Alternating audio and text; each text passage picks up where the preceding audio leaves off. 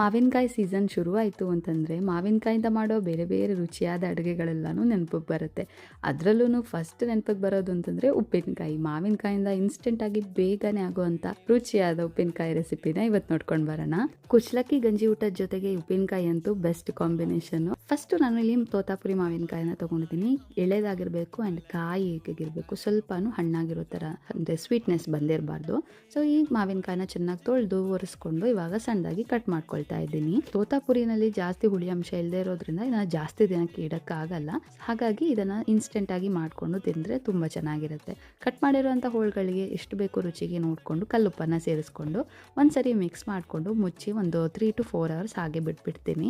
ಚೆನ್ನಾಗಿ ಉಪ್ಪು ಎಳ್ಕೊಳ್ಳುತ್ತೆ. ಅವಾಗ 3 to 4 hours ಆದ ನಂತರ ಇವಾಗ ಮಸಾಲೆಗೆ ಅಂತ ಹೇಳ್ಬಿಟ್ಟು ಬ್ಯಾಡಗಿ ಮೆಣಸಿನಕಾಯಿ, ಒಂದೆರಡು ದೊಡ್ಡ ಚಮಚ ಆಗೋವಷ್ಟು ಸಾಸಿವೆ, ಹಾಗೆಯೇ ಒಂಚೂರು ಅರಿಶಿನ ಪುಡಿ, ಸಣ್ಣ ತುಂಡಾಗುವಷ್ಟು ಇಂಗು, ಇದಿಷ್ಟು ಹಾಕಿ ಕುದಿಸಿ ಆರಿಸಿರುವಂಥ ಉಪ್ಪು ನೀರನ್ನು ಹಾಕಿ ರುಬ್ಕೊಳ್ಳಿ.